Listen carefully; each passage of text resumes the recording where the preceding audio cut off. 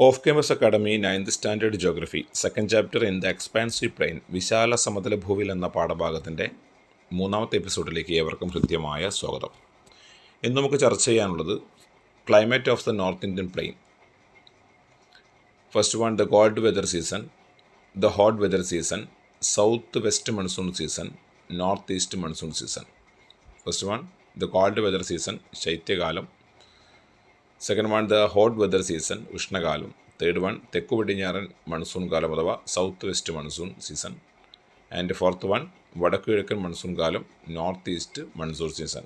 ഉത്തരേന്ത്യൻ സമുദ്രങ്ങളിലെ കാലാവസ്ഥയെ പ്രധാനമായിട്ടും 4ആയിട്ട് തരംതിരിക്കാം. ഇതിൽ ഏറ്റവും ആദ്യമായി നമുക്ക് പഠിക്കാനുള്ളത് കോൾഡ് വെതർ സീസണാണ്.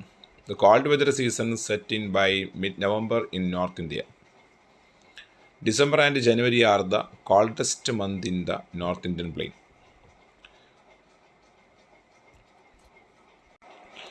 ശൈത്യകാലം എന്ന് പറയുന്നത് ഉത്തരേന്ത്യയിൽ നവംബർ മധ്യത്തോടെയാണ് ശൈത്യകാലം എത്തുന്നത്. ഉത്തരേന്ത്യൻ സമുദ്രങ്ങളിലെ തണുപ്പേറിയ മാസങ്ങൾ ഡിസംബറും ജനുവരിയുമാണ്. ഇതിൽ വരാനിരിക്കുന്നൊരു ചോദ്യം, കോൾഡ് വെതർ സീസണുമായിട്ട് ബന്ധപ്പെട്ടൊരു ചോദ്യം വരാനിരിക്കുന്നത്, why there is excessive cold weather in the north Indian plain. എന്തുകൊണ്ടാണ് ഉത്തരേന്ത്യൻ സമതലങ്ങളിൽ അതിശൈത്യം അനുഭവപ്പെടുന്നതെന്ന് ചോദിക്കുന്നുണ്ട്. അതിൻ്റെ answer page number 40 the major portion of the north Indian plain is located far away from the moderating influence of the oceans resulting in a continental climate. കാലാവസ്ഥയെ മിതപ്പെടുത്തുന്ന സമുദ്രത്തിൻ്റെ സ്വാധീനത്തിൽ നിന്നും ഏറെ അകലെയായാണ് ഉത്തരേന്ത്യൻ സമതലങ്ങളുടെ മിക്ക പ്രദേശങ്ങളും സ്ഥിതി ചെയ്യുന്നത്. അപ്പോൾ സമുദ്ര സാന്നിധ്യമുണ്ടെങ്കിൽ കാലാവസ്ഥ നല്ല തണുപ്പുള്ള കാലാവസ്ഥയാണെങ്കിൽ അത് മെയിൻറ്റെയിൻ ചെയ്യപ്പെടും. അത് എന്ത് ചെയ്യും, അതിന് കുറവുണ്ടാക്കാൻ കടൽക്കാറ്റിന് കാരണമാവും.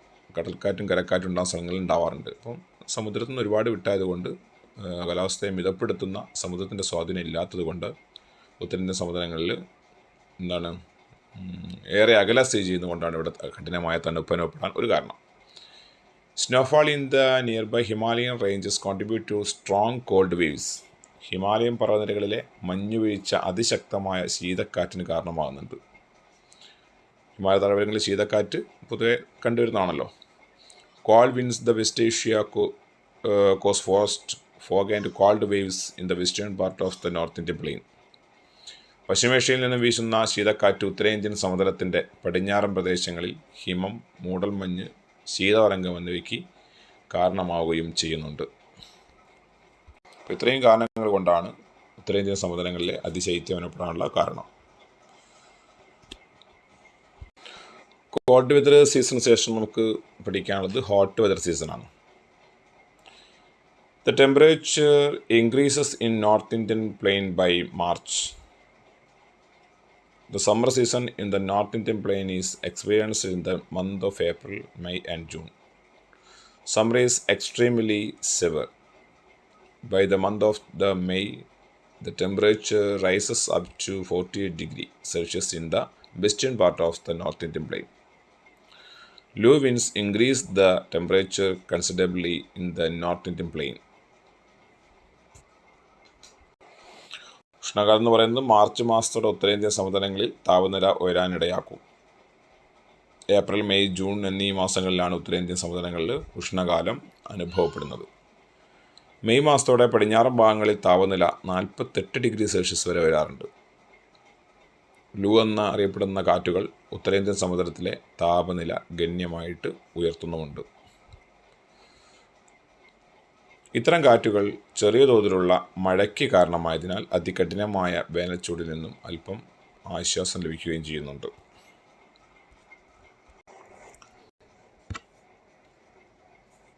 Storm bring light rain during summer. It provided some relief from the oppressive heat എന്നാണ്. ഇത്തരം കാറ്റുകൾ ചെറിയ തോതിലുള്ള മഴയ്ക്ക് കാരണമായതിനാൽ അതികഠിനമായ വേനൽച്ചൂടിൽ നിന്നും ഇവിടെ ആശ്വാസം കിട്ടുന്നത് ഈയൊരു മഴയ്ക്ക് ശേഷമാണ്. ഇപ്പോൾ ലൂ എന്ന കാറ്റ് ഉത്തരേന്ത്യൻ സമതലങ്ങളിൽ നിന്ന് ഉത്തര മഹാസമുദ്രത്തിലേക്ക് വീശുന്നതിൻ്റെ ഒരു രൂപരേഖയാണ് ഈ മാപ്പിൽ കാണിച്ചിരിക്കുന്നത്. രാജസ്ഥാൻ മരുഭൂമിയിൽ നിന്നാണ് ഈ കാറ്റ് ഉത്തരേന്ത്യൻ സമതലങ്ങളിലേക്ക് വീശുന്നത്. അതിൻ്റെ റൂട്ടാണ് അവിടെ മാപ്പിൽ കാണിച്ചിരിക്കുന്നത്.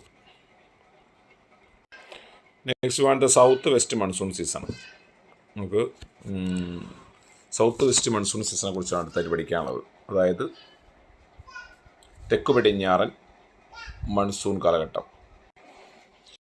The southwest monsoon season. As a result of the rapid increases in temperature over the North Indian Plain by the month of March, a low pressure area is developed over this region. This low pressure area attracts the southwest monsoon winds to the Indian subcontinent. The southwest monsoon winds enter the Indian subcontinent as two branches. തെക്ക് പടിഞ്ഞാറൻ monsoon കാലത്തെക്കുറിച്ചാണ് പറയുന്നത്. March മാസത്തോടെ ഉത്തരേന്ത്യൻ സമതലങ്ങളിലെ താപനില ഗണ്യമായി ഉയരുന്നു. തത്ഫലമായിട്ട് ഇവിടെ രൂപം കൊള്ളുന്ന ന്യൂനമർദ്ദ മേഖലയാണ് തെക്ക് പടിഞ്ഞാറൻ മൺസൂൺ കാറ്റുകളെ ഇന്ത്യൻ ഉപഭൂഖണ്ഡത്തിലേക്ക് ആകർഷിക്കുന്നത്. 2 ശാഖകളായാണ് തെക്ക് പടിഞ്ഞാറൻ മൺസൂൺ കാറ്റുകൾ ഇന്ത്യൻ ഉപഭൂഖണ്ഡത്തിലേക്ക് പ്രവേശിക്കുന്നത്. First one the Arabian branch of the south west monsoon wins. Second one bay of Bengal branch. അപ്പം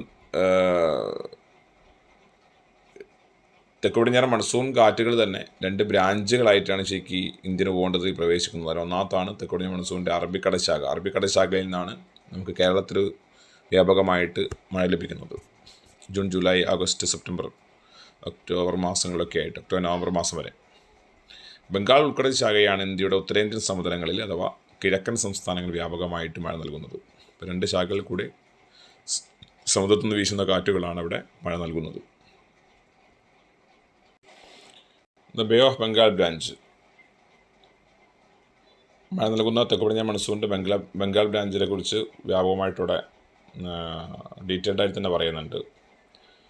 entering the land through the delta region gets abstracted into 2 branches.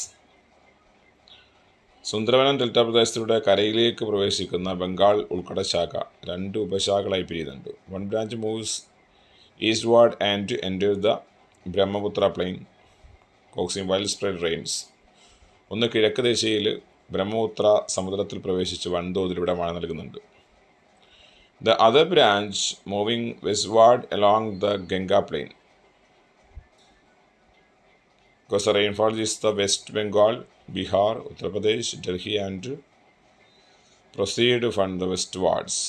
പടിഞ്ഞാറ് ദിശയിൽ ഗംഗാസമുദ്രത്തിലേക്ക് പ്രവേശിക്കുന്ന ഉപശാഖകളാട്ടെ പശ്ചിമ ബംഗാൾ, ബീഹാർ, ഉത്തർപ്രദേശ്, ഡൽഹി എന്നിവിടങ്ങളിൽ വ്യാപകമായിട്ട് മഴ നൽകുന്നുമുണ്ട്.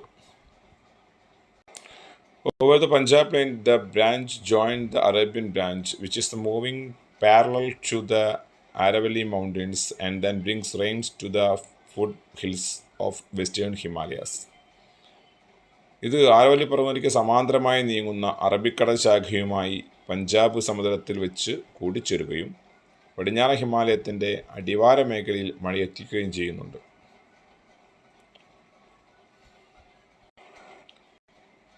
Last one the north east monsoon season. വടക്ക് കിഴക്കൻ monsoon കാറ്റുകൾ. മൺസൂൺ കാലമാണ് നമുക്ക് അവസാനമായിട്ട് പഠിക്കാനുള്ളത്. The north east monsoon. The low pressure areas that prevail of the North Indian Plain start moving southward in response to apparent movement of sun toward the southern hemisphere. സൂര്യൻ്റെ ദക്ഷിണാർദ്ധഗോളത്തിലേക്കുള്ള അയനം മൂലം ഉത്തരേന്ത്യൻ സമതലത്തിൽ നിലനിന്നിരുന്ന ന്യൂനമർദ്ദ മേഖല ക്രമേണ തെക്കോട്ട് പിൻവാങ്ങുകയാണ്. അഥവാ മൺസൂണിൻ്റെ പിൻവാങ്ങൽ കാലഘട്ടം എന്നാണ് ഇത് വിശേഷിപ്പിക്കുന്നത്. This season is named the retreating monsoon season. മൺസൂണിൻ്റെ പിൻവാങ്ങൽ കാലമെന്ന് ഈ ഒരു കാലത്തെ വിശേഷിപ്പിക്കുകയും ചെയ്യുന്നുണ്ട്. Okay. During this period, a high pressure area is developed over North Indian Plain and consequently the wind starts blowing from here to the Indian Ocean. ഈ കാലത്ത് ഉത്തരേന്ത്യൻ സമുദ്രപ്രദേശത്ത് ഉച്ചമർദ്ദ മേഖല രൂപപ്പെടുകയും ഇവിടെ നിന്ന് ഇന്ത്യൻ മഹാസമുദ്രത്തിലേക്ക് കാറ്റ് വീശുകയും ചെയ്യുന്നുണ്ട്. As these moisture-less winds blow from the northeast, this season is called the northeast monsoon season. ഈർപ്പരഹിതമായ ഈ കാറ്റ് വടക്ക് കിഴക്ക് ദിശയിൽ നിന്നുമായതിനാൽ ഈ കാലത്തെ വടക്കു കിഴക്കൻ മൺസൂൺ കാലം എന്നാണ് അറിയപ്പെടുന്നത്. അപ്പോൾ 4 സീസണെക്കുറിച്ച് നമ്മൾ പഠിച്ചു കഴിഞ്ഞു. അതിൽ first one cold weather season. Second one, the hot weather season. Third one, the southwest monsoon season. Fourth one, northeast monsoon season. അപ്പോൾ ഈ നാലും എന്താണ് കൃത്യമായിട്ട് പഠിച്ചു വയ്ക്കുക. ഇത്തരം സമുദ്രങ്ങളിലെ കാലാവസ്ഥയെ നമ്മൾ തിരിച്ചിരിക്കുന്ന ശൈത്യകാലമെന്നും ഉഷ്ണകാലമെന്നും തെക്ക് പടിഞ്ഞാറൻ മൺസൂൺ കാലമെന്നും വടക്കിഴക്കൻ മൺസൂൺ കാലമെന്നുമാണ് തരംതിരിച്ചിരിക്കുന്നത്. ഹോട്ട് വെതർ സീസണുമായിട്ട് ബന്ധപ്പെട്ട് നമുക്ക് ഒക്ടോബർ ഹീറ്റ് പഠിക്കാനുണ്ട്. ഉഷ്ണകാലത്തെ ബന്ധപ്പെട്ടിട്ട് October heat. What is October heat? The North Indian Plain generally experiences a dry climate during this season. Owing to the condition of high temperature and atmospheric humidity, the weather becomes rather oppressive. The phenomenon is commonly known as the October heat. ഉത്തരേന്ത്യൻ സമുദ്രപ്രദേശത്ത് പൊതുവെ വരണ്ട കാലാവസ്ഥ അനുഭവപ്പെടുന്ന ഈ കാലയളവിലെ ഉയർന്ന അന്തരീക്ഷ ആർദ്രതയും ഉയർന്ന താപനിലയും ദിനാവസ്ഥ കൂടുതൽ ദുസ്സഹമാക്കുന്നുണ്ട്. അതായത് അതികഠിനമായ താപം അനുഭവപ്പെടുന്ന ഉഷ്ണം അനുഭവപ്പെടുന്ന സമയമാണിത്. ഈ ഒരു പ്രതിഭാസത്തെയാണ് ഒക്ടോബർ ഹീറ്റ് എന്നാണ് ഇതിനെ വിശേഷിപ്പിക്കപ്പെടുന്നത്. ഓക്കെ, നമുക്ക് പഠിക്കാനുള്ളത് നാച്ചുറൽ വെജിറ്റേഷനെ കുറിച്ചാണ് ഈ ചാപ്റ്ററിൽ. These are the major factors that cause the diversity in natural vegetation in the North Indian Plain. Topography, climate and nature of the soil. ഉത്തരേന്ത്യൻ സമുദ്രങ്ങളിലെ നൈസർഗിക സസ്യജാലങ്ങൾക്കും ഏറെ വൈവിധ്യമുണ്ട്. ഈ വൈവിധ്യത്തിന് കാരണമായ ഘടകങ്ങൾ എന്തൊക്കെയാണ്? ഒന്ന് ഭൂപ്രകൃതിയാണ്, ടോപ്പോഗ്രാഫി അഥവാ ഭൂപ്രകൃതിയാണ്. മറ്റൊന്ന് ക്ലൈമറ്റ്, കാലാവസ്ഥ, and natural of the soil, മണ്ണിൻ്റെ സ്വഭാവവും. The natural vegetation of the North Indian Plain. The term natural vegetation refers to a plant community that has been left undisturbed for the long period, enabling its individual species to fully adapt to the respective climate and soil conditions. മനുഷ്യൻ്റെ ഇടപെടലുകളില്ലാതെ ദീർഘകാലം ഒരു പ്രദേശത്തെ മണ്ണിനെയും കാലാവസ്ഥയും മാത്രം അനുകൂല ഘടകങ്ങളായി വളരുന്ന സസ്യങ്ങളാണ് നൈസർഗിക സസ്യജാലങ്ങൾ എന്നറിയപ്പെടുന്നത്. അതായത് മനുഷ്യൻ നട്ടുപിടിപ്പിച്ച സസ്യങ്ങളല്ല, പ്രകൃതിയിൽ താനെ വിത്ത് മുളച്ച് മനുഷ്യൻ്റെ ഇടപെടലില്ലാതെ ദീർഘകാലം ഒരു പ്രദേശത്തെ മണ്ണിനെയും കാലാവസ്ഥയും മാത്രം ആശ്രയിച്ചു കൊണ്ട് വളരുന്ന സസ്യങ്ങളെ നമ്മൾ നൈസർഗിക സസ്യജാലങ്ങൾ എന്ന് പറയുന്നത്. Term natural vegetation refer to plant community that has been left undisturbed for a long period, enabling its individual species to fully adapt to the respective climate and soil conditions. The prominent natural vegetation of the North Indian Plain. ഉത്തരേന്ത്യൻ സമുദ്രത്തിലെ നൈസർഗിക സസ്യജാലങ്ങളെ പ്രധാനമായിട്ടും മൂന്നായിട്ട് നമ്മൾ divide ചെയ്യുന്നു. First one, the tropical deciduous forest. Second one, the tropical thorn forest. And third one, swamp forest. ഇത്തരം സമയത്ത് നൈസർഗിക സസ്യജാലങ്ങളെ മൂന്നായി തിരിച്ചു. ഉഷ്ണമേഖല ഇലപൊഴിയും വനങ്ങൾ, സെക്കൻഡ് വൺ ഉഷ്ണമേഖല മുൾക്കാടുകൾ, ആൻഡ് തേർഡ് വൺ ചതുപ്പ് നിലവനങ്ങൾ. Tropical deciduous forest. Dry deciduous forest between 70 cm and 100 cm rainfall and regions Uttar Pradesh and Bihar. ഉഷ്ണമേഖല ഇലപൊഴിയും വനങ്ങളെ അവിടെ കിട്ടുന്ന വാർഷിക മഴ ഏകദേശം എത്രയാണ്? 70 സെൻറ്റിമീറ്ററിനും 100 സെൻറ്റിമീറ്ററിനും ഇടയിലാണ് വരണ്ട ഇലപൊഴിയും കാടുകളിൽ. കാണപ്പെടുന്ന പ്രദേശങ്ങൾ ഉത്തർപ്രദേശിലെ സമതലങ്ങളിലും ബീഹാറിലുമാണ്. Second one, moist deciduous forest from 100 cm to 200 cm. ആർദ്ര ഇലപൊഴിയും കാടുകളാണ്. 100 സെൻറ്റിമീറ്ററും 200 സെൻറ്റിമീറ്ററിൻ്റെയും അവിടെ മഴ ലഭിക്കുന്നുണ്ട്. Along the steppe of the Shivalik range, including Tarai and Babar, in certain parts of Odisha and West Bengal. Tarai, Babur മേഖല ഉൾപ്പെടുന്ന ശിവാലിക് താഴ്വരകളിൽ ആണ് കാണപ്പെടുന്ന പ്രദേശങ്ങളാണ് ഇവിടെ.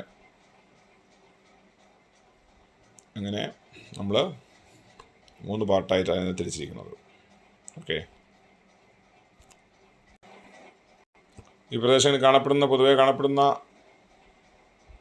സസ്യജാലങ്ങൾ Teak, sal, shisham, mahua, amla, and sandalwood are the main species of the deciduous forest. Deciduous forest നമ്മൾ കാണപ്പെടുന്ന സസ്യജാലങ്ങളാണ് തേക്ക്, സാൽ, ശിഷാം, മഹുവ, നെല്ലി, ചന്ദനം എന്നിവ. ഇതൊക്കെ ഉഷ്ണമേഖല ഇലവഴിയും വനങ്ങളിൽ കാണപ്പെടുന്ന സസ്യവർഗ്ഗങ്ങളാണ്. Second one, the tropical tom forest. Tropical tom forests are the prevalent in the semi-arid areas of southwest Punjab, Haryana, Rajasthan and UP. തെക്ക് പടിഞ്ഞാറൻ പഞ്ചാബിലെ അർദ്ധവരണ്ട പ്രദേശങ്ങളിലും പടിഞ്ഞാറൻ ഹരിയാന, രാജസ്ഥാൻ എന്നിവിടങ്ങളിലും ഉഷ്ണമേഖലാ മുൾക്കാടുകൾ കാണപ്പെടാറുണ്ട്.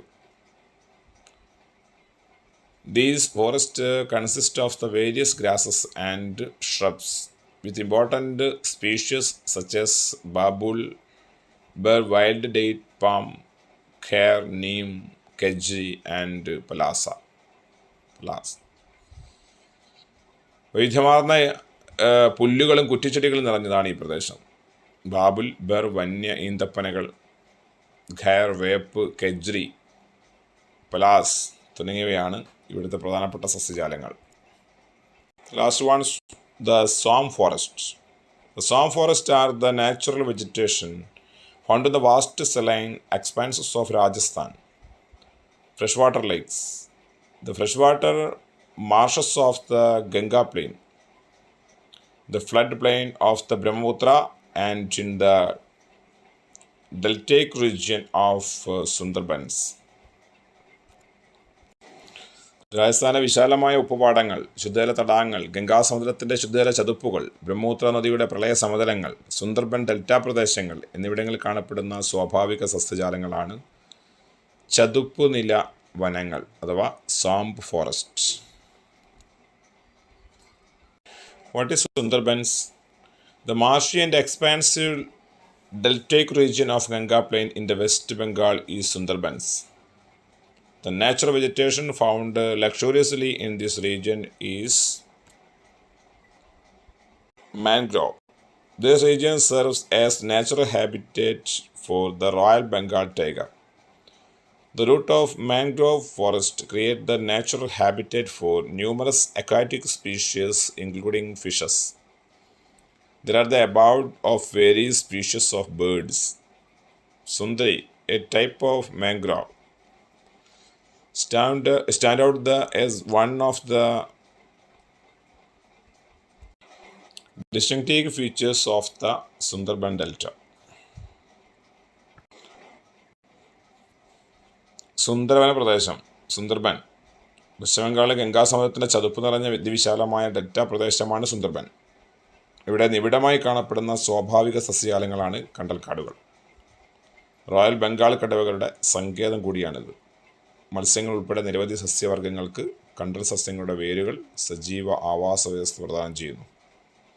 വൈവിധ്യമാർന്ന പക്ഷികളുടെ അഭയകേന്ദ്രം കൂടിയാണ് ഈ കണ്ടൽക്കാടുകൾ. സുന്ദരി എന്ന ഇനം കണ്ടൽച്ചെടികൾ സുന്ദർബൻ ഡെൽറ്റയുടെ പ്രത്യേകതയാണ്. സുന്ദർബൻ ഡെൽറ്റ പ്രദേശം നിങ്ങൾ ഈ ചിത്രത്തിൽ കാണിക്കുന്നുണ്ട്. സുന്ദർബൻ ഡെൽറ്റ പ്രദേശത്തിൻ്റെ ഉപഗ്രഹ ചിത്രം, സുന്ദരി എന്ന കണ്ടൽ വനസസ്യങ്ങളുടെ ചിത്രമൊക്കെ ഇവിടെ കാണിക്കുന്നുണ്ട്. ഓക്കെ, അപ്പോൾ സുന്ദരവന പ്രദേശം അതിൻ്റെ സവിശേഷതകൾ പരീക്ഷയ്ക്ക് നമുക്ക് കോട്ടയിലേക്ക് പ്രതീക്ഷിക്കാൻ പറ്റുന്നൊരു ചോദ്യമാണ്. പ്രത്യേകം അത് പഠിച്ചെടുക്കുക. Next, soil. Next part, the major soil type of the North Indian plain. Soil, alluvial soil regions, limited area of Rajasthan and extensively in the plains of Gujarat. Features, well suited for agriculture. Red soil, southern part of the middle Ganga plain. Features, presence of iron in the soil that give a red color. Saline soil, Sundarban Delta region, higher presence of salt, consists of and loam. Peat soil, coastal region of West Bengal. Features, carbon-rich soil. Arid soil, western part of the North Indian plain including Rajasthan. Features, sandy and saline in the structure irrigation supported is required for the plant of grow. നമ്മൾ ഉത്തര മഹാസമുദ്രത്തിലെ മണ്ണിനങ്ങളെക്കുറിച്ചാണ് ഈ ഒരു പട്ടികയിലൂടെ പഠിക്കുന്നത്. മണ്ണിനങ്ങൾ എക്കൽ മണ്ണുണ്ട്, ചെമ്മണ്ണുണ്ട്, ലവണ മണ്ണുണ്ട്, Pete മണ്ണുണ്ട്. എക്കൽ മണ്ണ് കാണപ്പെടുന്ന ഭൂപ്രദേശം രാജസ്ഥാനിലെ കുറഞ്ഞ വിസ്തൃതിയിലും ഗുജറാത്തിൻ്റെ സമതല പ്രദേശങ്ങളിലും കാണപ്പെടുന്നുണ്ട്. ഇതിൻ്റെ സവിശേഷത കൃഷിക്ക് ഏറെ അനുയോജ്യമായ മണ്ണാണ്. ചെമ്മണ്ണ് മധ്യഗംഗാസമുദ്രത്തിലെ തെക്കൻ ഭാഗങ്ങളിൽ കാണപ്പെടുന്നു. ഇരുമ്പിൻ്റെ സാന്നിധ്യമാണ് ഈ മണ്ണിന് ചുവപ്പ് നിറം നൽകുന്നത്. ലവണ മണ്ണ് സുന്ദർബൻ ഡെൽറ്റ പ്രദേശത്ത് കാണപ്പെടുന്നു. സവിശേഷത ഉപ്പിൻ്റെ അംശം കൂടുതലാണ്. മണലും പശ്ചിമ മണ്ണും കൂടിയ മണ്ണാണിത്. പീറ്റ് മണ്ണ് പശ്ചിമ ബംഗാളിലെ തീരപ്രദേശങ്ങളിൽ കാണപ്പെടുന്നു. കാർബൺ സമ്പന്നമായ മണ്ണാണിത്. What are the significant characteristics features of the North Indian Plain? Answer: fertile alluvial soil, flat topography, presence of the perennial rivers and favorable climate. ഉത്തര മഹാസമുദ്രത്തിൻ്റെ സവിശേഷതകൾ എന്തൊക്കെയാണെന്നുള്ളതാണ്. ഫലപുഷ്ടമായ എക്കൽ മണ്ണാണ്. നിരപ്പായ ഭൂപ്രകൃതിയാണ്. എപ്പോഴും നീരൊഴുക്കുള്ള നദികൾ കാണപ്പെടുന്നു. അനുയോജ്യമായ കാലാവസ്ഥയുമാണ്. ഈ ചാപ്റ്ററിൻ്റെ ലാസ്റ്റ് ടോപ്പിക്കാണ് നമ്മളിപ്പം ചർച്ച ചെയ്യാൻ പോകുന്നത്. മൂന്നാമത്തെ എപ്പിസോഡും അവസാനത്തെ എപ്പിസോഡുമാണ് ഇപ്പോൾ നടന്നുകൊണ്ടിരിക്കുന്നത്. അടുത്ത എപ്പിസോഡ് നമ്മൾ 4th ചാപ്റ്റർ, എക്കണോമിക്സിലെ 4th ചാപ്റ്ററാണ് സ്റ്റാർട്ട് ചെയ്യാൻ ഉദ്ദേശിക്കുന്നത്. അപ്പോൾ ഈ ഒരു ക്ലാസ്സോട് കൂടി തന്നെ നമുക്ക് എക്സാം അടുപ്പിച്ചത് കൊണ്ട് തന്നെ ക്വാർട്ടർലി എക്സാമിനേഷൻ സെപ്റ്റംബർ 3 ആരംഭിക്കുന്നതുകൊണ്ട് തന്നെ നമ്മൾ ഇവിടെ വേഗത്ത് തന്നെ വലിയൊരു വീഡിയോസായിട്ട് ചിത്രീകരിക്കുകയാണ്. Last one, the human life. The North Indian Plain is the home to more than half of India's total population. It plays a very significant role in building India's economic system based on the agriculture sector. Wheat, rice, jute, and sugarcane, and widely cultivated herb.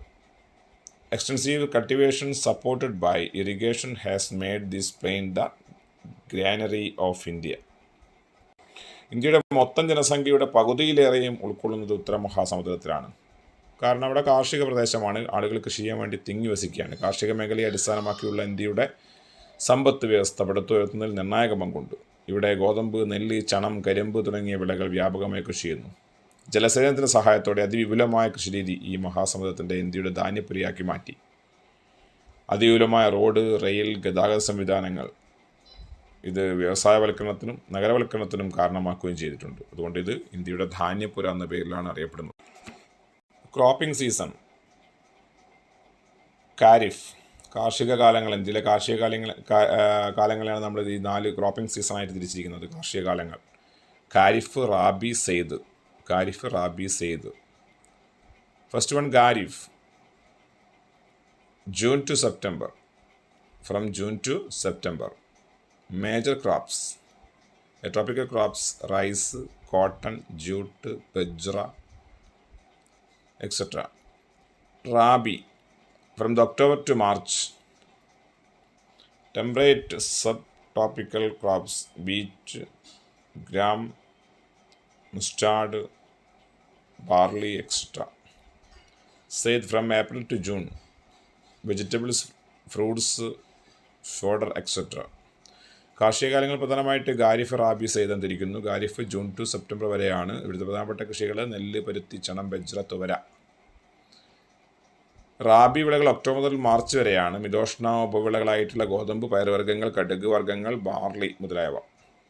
Syed April മുതൽ June വരെ. പച്ചക്കറി, പഴങ്ങൾ, കാലിത്തീറ്റ മുതലായവ കൃഷി ചെയ്യുന്നു. 9th standard geography, 2nd chapter.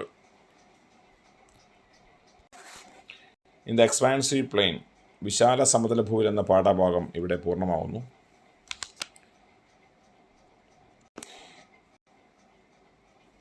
ഈ വരുന്ന ക്വാർട്ടർലി എക്സാമിനേഷന് ഏറ്റവും കൂടുതൽ ചോദ്യങ്ങൾ ചോദിക്കാൻ ഇടയുള്ള ചാപ്റ്ററുകളാണ് 1ാമത്തതും 2ാമത്തതും.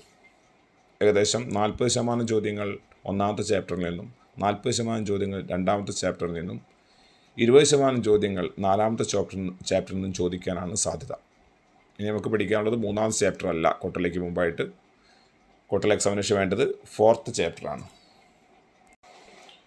Human resources for national development എന്ന എക്കണോമിക്സുമായി ബന്ധപ്പെട്ടുള്ള ചാപ്റ്ററാണ് നമുക്ക് അടുത്ത ക്ലാസ് ചർച്ച ചെയ്യാനുള്ളത്.